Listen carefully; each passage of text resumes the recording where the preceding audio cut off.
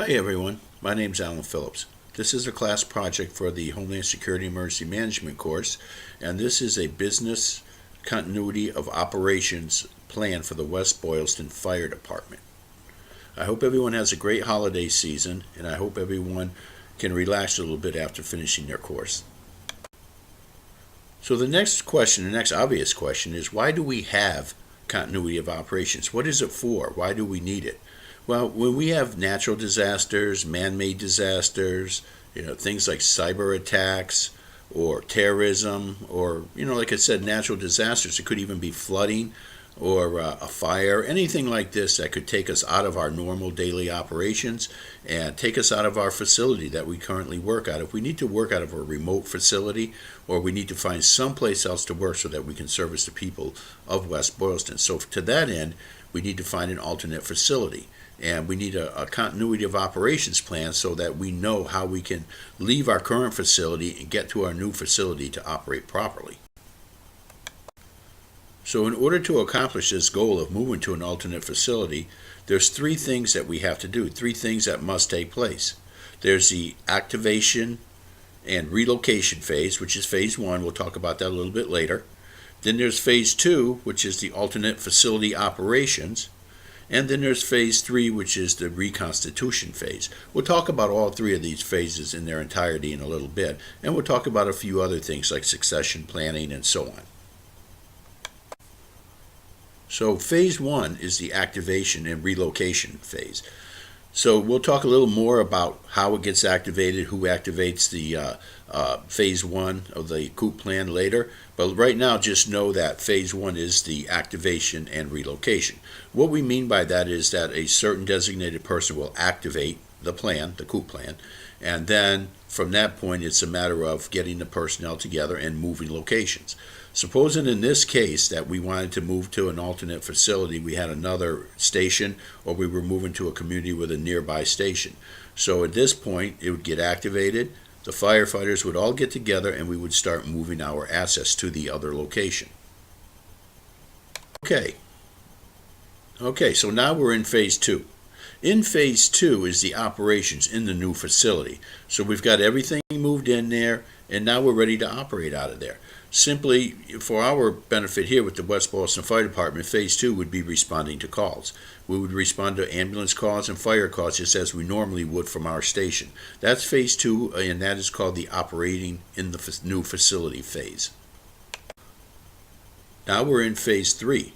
Phase three is the reconstitution phase. Many would think that it's just simply moving back to your other facility, but there could be other things involved because you may not be able to move back to your other facility. You may need a new facility or another alternate facility. Your alternate facility may become a permanent one. So in this case, say the West Boylston Fire Department got destroyed either by flooding, a fire, a tornado, or anything like that, and we had relocated to either another station, an old school, or our DPW building. We do have a couple that we would relocate to. One of them is our DPW building, which currently has bays that are used to house our Department of Public Works trucks. And another one of our locations is the neighboring town of Boylston's Fire Department. We could operate out of there. They have a couple of extra bays. We could put some vehicles in, and the other vehicles would be put into tents and housed out of there. We would have a couple of on-duty firefighters that would be working out of that station, and this is, by the way, is in the operations phase, which is phase two, and they would be working out of that operations from that department, and then we would have people responding from home. But now we need to get people back into their current station or their new facility. So if we needed to build a new facility or take over a new facility, that would be all part of the reconstitution phase. But for this purpose, let's say we're going back to our old department. So now we have to move all of our assets back to the same department that we just came from. The next thing we want to talk about is line of succession, and basically that explains who is next in charge. So in West Boylston, the line of succession starts with the town administrator or the Board of Selectmen chairman. The town administrator works for the selectman chairman and does their bidding basically on a day-to-day basis. And the chairman are the overseers of the community. The next in line is the fire chief, and who is also the emergency management director for the town. Following that fire chief, emergency management director would be the deputy emergency management director. Following the deputy emergency management director, we would have the deputy fire chief, then the police chief, and then the senior sergeant in charge. Now, of course, it would depend on what type of incident it is happening at the time. If it's a disaster or a fire-related incident, that line of succession I just gave you would be, what would be happening. If it's a police incident, that would go from the town administrative board of selectmen to the police chief, to the senior sergeant, to the emergency management director, to the deputy emergency management director, and then to the fire chief. Again, it's incident dependent on how the line of succession would work in any COOP planning in our community. My next slide here is on alternate facilities. So we have a number of alternate facilities we could utilize, but what we have set up now is our DPW building, which is located next door, so it may not be the best alternate facility, because if whatever's impacting the fire station could also be impacting the Department of Public Works facility. However, if it's an incident such as a fire or something that may have happened specifically to the fire station that's causing us to move out, we could move into our Department of Public Works. Now, they already have the bays and the infrastructure, the computers and the lines and everything that's necessary to operate out of that facility. Our second choice would be to go to a neighboring community that has room to house us. The town of Boylston, which is slightly smaller population but larger geographically, does have the capabilities to house us, at least on a temporary basis, as an alternate facility, and vice versa, we would house them as well. We utilize mutual aid a lot in Massachusetts, and that's what enables us to work with smaller departments as we have. If necessary, we could also go to the neighboring communities of Sterling, who not only has a new firehouse, but they have an old firehouse that could be utilized in a pinch. So, if this plan is activated, if the COOP plan is activated by the fire chief or emergency management director, first thing is we have to have communications. We have to make sure that our new facility has communications within it, that we can receive fire calls and so on. But at the same time, we have to notify the town personnel and the citizens in the town of this new transfer to a new station. So we would notify the firefighters through our tone remote pagers. They would get a tone with a message. We also have a cell phone called emergency dispatching that comes through on our cell phone, and we use them both simultaneously. We use a system called I Am Responding, which also has a message on it. We would probably send out all three at this point. Now, to notify the citizens of the town, we would post it on our public access channel, West Boylston Town of West Boylston Public Access, and then we would also post it through a system called Code Red. It's similar to a reverse 911 where it will send a message out to the citizens of the town. It'll go to their cell phones, it'll go to their home phones, and their email, whatever method they had selected as their primary way to be reached.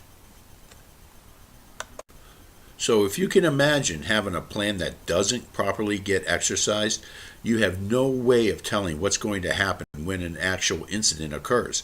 So if an incident occurs and we have to activate the COOP plan, we don't know how things are going to run. We don't know how we're going to get our equipment over to the other station, or how we're going to receive calls and all that. So the way we figure this out is we do exercises. We would most likely, in exercising our COOP plan, we would be starting with a tabletop exercise. That tabletop exercise, we would have everybody around a large table or a number of tables, and we would discuss this whole thing. We would be given incidents and things that happen that could put a crimp into our plans, and then we would have to move forward, figure it out, and then move forward. Next, we would do a functional, which is more of a departmental exercise, which would allow us to, again, answer any questions that we might have. And then, of course, it's great to talk everything out, but you may need to have a full-scale exercise, which would move all your assets. We would physically move our assets either next door to the Department of Public Works or to the neighboring town of Boylston and see how it all works out. So we would have to exercise any plan that we have, but especially a COOP plan. On slide 11, you'll see this is a maintenance plan. Why do we want to maintain our plan? What do we get out of it? Well, obviously, by maintaining a plan, we have the most current and up-to-date information. A plan should be updated at least yearly, but most of the time, if you have an exercise or if you see things that are incorrect, you should update your plan at that time, so that if you need to exercise your continuity of operations plan, you do have the most current and up-to-date information. And this is my final slide. On this final slide, you'll see that I'm going to discuss 4 annexes. The first annex we have is the alternate location and facility information. If we need to get in touch with somebody really quick, and knowing which facilities are primary and secondary to use for alternate facilities, we need to know where they are and who to get in contact with. So that would be Annex A. Under Annex B, we have an organizational chart. That kind of gives us an idea of who will make decisions and how things flow in a fire department and organization. As everybody knows, fire departments practice ICS and are very good with the NIM structure. So we want to make sure we operate under our organizational chart. Under Annex 3 is the acronyms list. Everybody knows that FEMA is famous for her acronyms, but there are other acronyms in emergency management and fire departments, police departments, and stuff that most people would have no idea if they were to pick up the plan without knowing what these acronyms mean. And again, my final selection is a map for Annex D.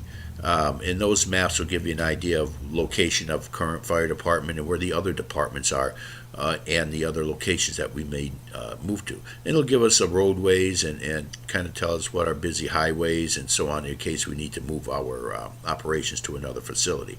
But again, I hope everybody got something out of this, and I hope we all got stuff out of our class this year. And I wish everyone a happy and safe holiday season.